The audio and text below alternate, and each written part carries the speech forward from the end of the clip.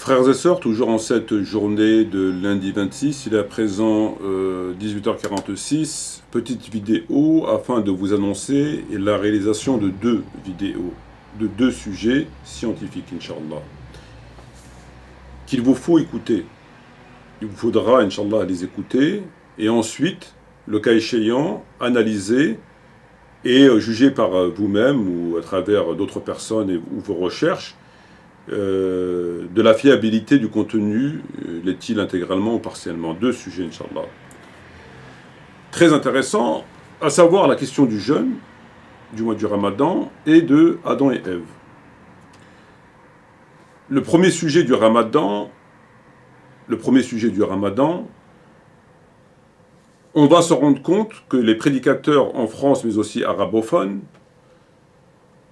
ont argumenté leur prêche, leur vidéo, leur sujet, leur démonstration, en prenant un verset abrogé.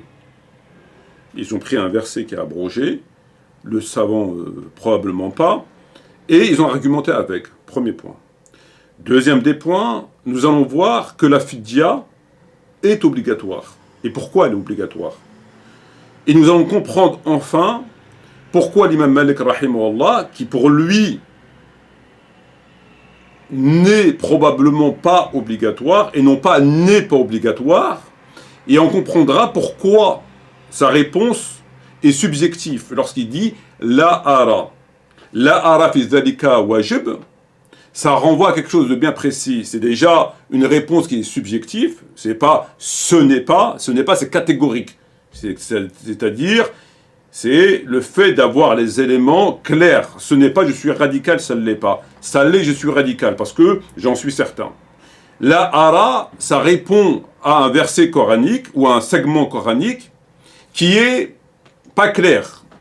Donc lorsqu'on l'analyse, on peut en tirer aussi bien une réponse, c'est probablement pas, ça l'est, mais c'est pas clair. On peut accepter finalement que, peut-être que, voilà. On comprend mieux à présent sa réponse lorsqu'il dit qu'il ne voit pas en cela une obligation. Pourquoi il a dit cela? C'est coranique.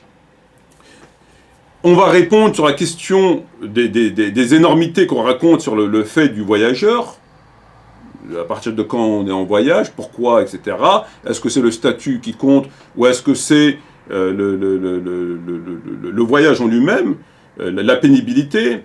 On va parler de la personne âgée, est-ce que peut donner la fidya ou pas, puisque abrogé ou pas. Donc il y a des éléments très importants qui vont être développés, Inch'Allah, qui vont vous apporter, j'en suis certain, des éléments de réponse parfaitement clairs.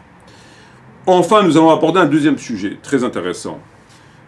Adam et Ève, si on fait un recoupement des versets, donc coraniques, et qu'on fait une reconstitution de l'histoire, parce que c'est comme ça qu'il faut étudier, il faut reconstituer l'histoire pour savoir le début, le milieu de l'histoire et la fin, pour ne pas se mélanger, et donc expliquer les choses de travers, il faut reconstituer l'histoire. Et pour cette histoire, c'est pas très compliqué. Il n'y a pas d'innombrables versets. Et le fait que les éléments dont les versets sont imprégnés d'informations qui nous donnent justement l'information où ils se situent chronologiquement dans l'histoire, ça nous permet de reconstituer les faits. Parce que dans les versets, il y a des éléments qui nous disent où ça s'est passé à quel moment. Par exemple, le début de l'histoire, c'est lorsqu'il a créé Adam. « Wa idh qulna lil malaikati asjudu ila Adam fasajadu ila Iblis » Ça, c'est le début. C'est lorsqu'il a créé.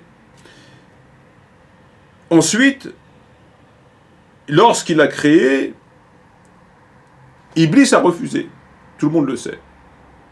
Et Allah lui dit « Qala ma mana'aka alla tusjud idh amartuka. Ma mana'aka illa tasjud idh amartuka. » Qu'est-ce qui t'a interdit qu'est-ce qui t'a empêché? Mamana'aka, c'est que pourquoi? Bon, pourquoi, voilà. Pourquoi refuses-tu de te prosterner? Bien que nous avons expliqué que Allah, lorsqu'il lui dit un pourquoi, il sait pourquoi. Il le sait pourquoi, mais c'est comme ça, c'est la rhétorique du Coran. Qala, donc c'est Iblis qui répond, Inni khayru minnu, khalaqtani min nar, wa khalaqta'u min at-tin. Je suis mieux que lui. Tu m'as créé de feu, tu l'as créé de terre. C'est sa réponse. À ce moment-là, Allah il lui dit quoi? Qala fahbit minna. Il lui dit descends d'ici. Fahbit minna. Du haut, il descend vers le bas.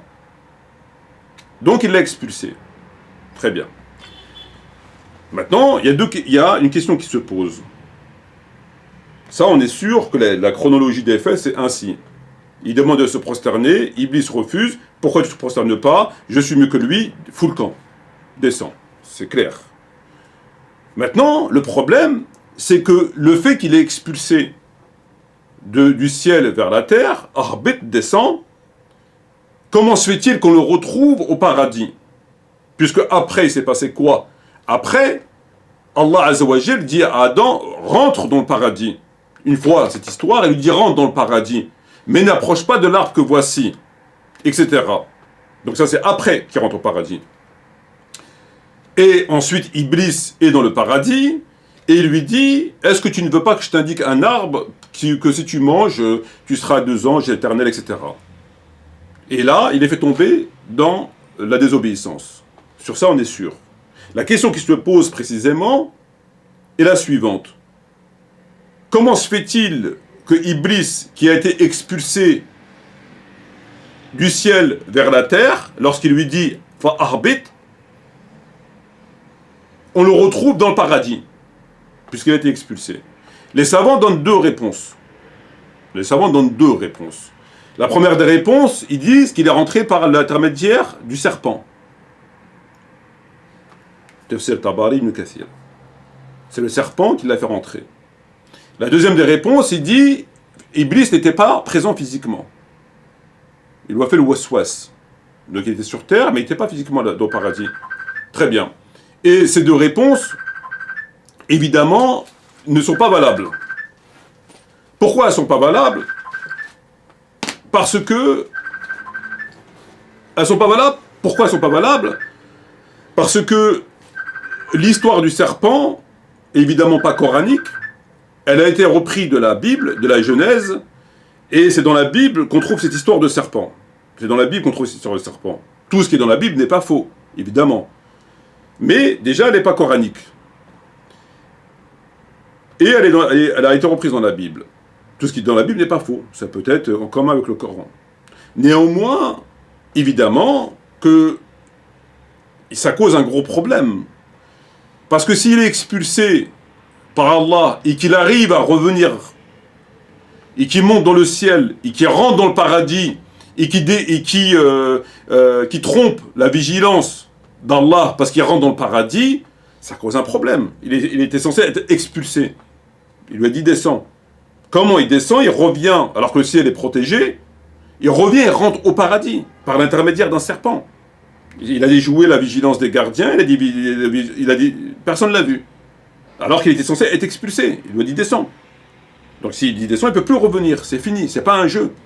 C'est pas la frontière de la France avec la Belgique, qui est par ailleurs, selon cette explication, mieux protégé que le ciel. C'est pas possible. Si Dieu lui descend, il ne peut plus revenir. Il ne peut plus. C'est pas possible. Et cette explication ne tient pas, pour plusieurs raisons. Le serpent a été inventé. Il n'y a pas de serpent dans l'histoire.